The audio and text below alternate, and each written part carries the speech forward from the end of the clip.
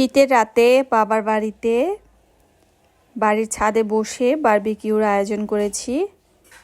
আর যদিও খুবই ছোট্ট পরিসরে, সেই সাথে আপনাদের সাথে শেয়ার করছি কয়লা থেকে আগুন ধরানো থেকে শুরু করে একদম আসলে বারবিকিউতে মশলা মাখিয়ে কিভাবে কি করেছি সবটাই আপনাদের সাথে শেয়ার করব। আসলে শীতের সময় এই বারবিকিউ পার্টি কিন্তু বেশ জনপ্রিয় একটা খাবার, আর যেটা সবাই মিলে ছাদে বসে করলে কিন্তু ভীষণ মজার হয়। আর শুরুতে দেখতে পেয়েছেন 2টা মুরগি দিয়ে আমরা বারবিকিউ করেছি। আর মুরগির খামারও কিন্তু বেশ বাড়ির কাছাকাছি ছিল অনেকটা, সেখান থেকে আসলে দেখে বেশ ভালো মুরগিগুলো বেছে নিয়ে আসা হয়েছে। তো এরপরে আসলে মুরগির কেটে ধুয়ে পরিষ্কার করে রাখার পরে এখন মশলা মাখানো হচ্ছে। তো আমরা তো সবাই জানি বারবিকিউ মশলার জন্য কি দরকার হয়। তো এখানে কিন্তু প্যাকেট মশলা ব্যবহার করা হয়েছে, তার সাথে কিন্তু আমরা একটু বাটা মশলাও ব্যবহার করেছি। আর সেই সাথে ছিল রসুন, আদা, তারপরে একটু পেঁয়াজ পেস্ট করে রাখা, টক দই, তারপর বারবিকিউর যে মশলা, আলাদা সস রয়েছে, সেই সাথে লেবু। তো এই সমস্ত উপকরণগুলো দিয়ে ভালোভাবে মাখানো হয়েছে। আর সাথে তো সরিষার তেল ছিলই। তো যাই হোক, আমার ভাইকে বললাম যে আচ্ছা তুমি তোমার নিজের হাতে মাখাও, আমি আবার কেটে পরিষ্কার করে দিয়েছিলাম। তো এরপরে এখন মশলাগুলো মাখানো হচ্ছে। আর যখন মশলা মাখানো হচ্ছিল খুব সুন্দর একটা ফ্লেভার হচ্ছিল, মনে হচ্ছিল যেন এখন কাঁচাই খেয়ে ফেলা যাবে এমন একটা অবস্থা। আর বারবিকিউ পার্টি তো মূলত শীতের সময় কিন্তু বেশ জমে যায়, আর সেটা যদি বাড়ির ছাদে বসে করা হয় সন্ধ্যার পরে তাহলে তো কোনো কথাই নেই। তো এটা আসলে বিকেলবেলাতে ছাদে বসে মাখানো হয়েছিল, ভীষণ ভালো লাগছিল। যদিও আমি যেহেতু গান ছিল মিউট করে রেখেছি, সব সাউন্ড বেশ অন্যরকমের একটা ভালো লাগা কাজ করছিল। তো বক্সে ওদিকে গান হচ্ছিল। তো যাই হোক, দেখতে থাকুন, আশা করি ভালো লাগবে।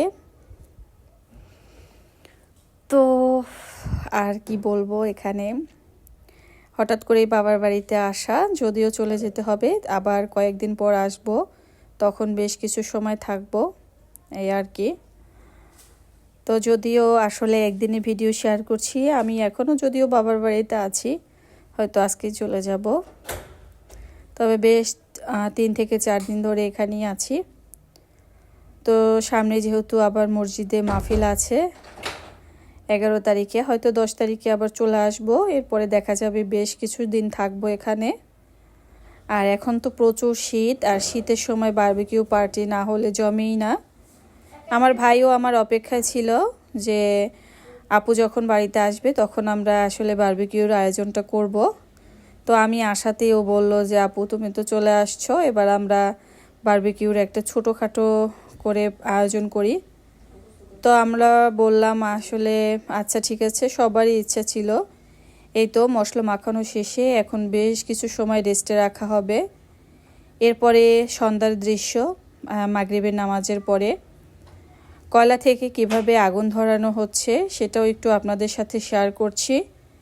আমি যেহেতু আছি, আমার বাচ্চারা তো এখানেই থাকবে, আর আমার ছেলে তো ও যেহেতু অনেকটাই বোঝে, ও কিন্তু ভীষণ খুশি। কয়লা থেকে আগুন ধরানো বেশ কষ্টের, এভাবে আস্তে আস্তে বাতাস করে সব কয়লাতেই কিন্তু আগুনগুলো ধরানো হয়। এগুলো যদিও আমার ভাই করেছিল, কিন্তু ওর অনেক কষ্ট হয়েছিল। কিন্তু এই যে শীতের সময় সন্ধ্যাবেলাতে কিন্তু এরকমের আগুন, একটু ধুমা, তারপরে সেই সাথে বারবিকিউ পার্টি, সব মিলে একটা অসাধারণ ছিল। আর সাথে ছিল মিউজিক তো ছিলই, কারণ মিউজিক না হলে তো আবার ভালো লাগে না। এই তো দেখতেই পাচ্ছেন আগুন কিন্তু অনেকটাই বেশি পরিমাণে ধরে গিয়েছে। আর আমরা তো জানি যে আসলে আগুন এভাবে বাতাস দিয়ে বন্ধ করে রাখতে হয়, কারণ আগুন যদি জ্বলে যায় তাহলে মাংস পুড়ে যাবে, এই কারণে। তো এভাবে করে আর কি আগুন জ্বালানো হয়েছিল। কয়লাতে আগুন জ্বালানো দেখে ভীষণ ভালো লাগছিল আমার কাছে। এর আগে ওরা খেয়েছিল, তখন আমি আসলে ছিলাম না, তো তখন তো আর সরাসরি দেখা হয়নি। এবার আর কি দেখে নিলাম যে আসলে আগুন ধরানোটা কতটা কষ্টের। তো যাই হোক, এরপরে কিন্তু মাংসগুলো নিয়ে আসা হয়েছে, আমরাও চেয়ার দিয়ে বসাছিলাম পাশে। আর এই তো এখন একটু তেল ব্রাশ করে দেওয়া হচ্ছে তুলির সাহায্যে। তো এভাবে ব্রাশ করে দিয়ে তারপরে কিন্তু একে একে মাংসগুলো দিয়ে দিবে।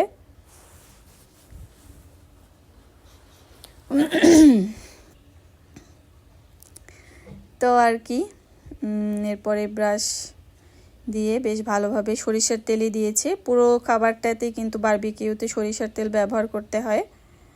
সরিষার তেলে খুব সুন্দর একটা ফ্লেভার আসে।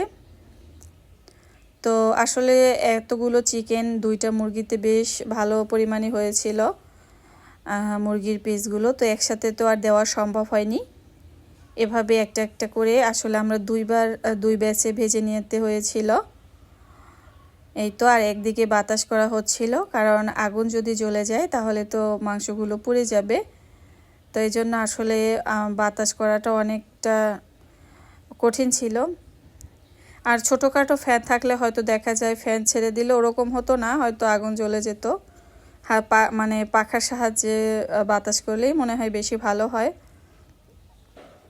তো যাই হোক, এভাবে করে আর কি নিয়েছিল মাংসগুলো সবগুলো।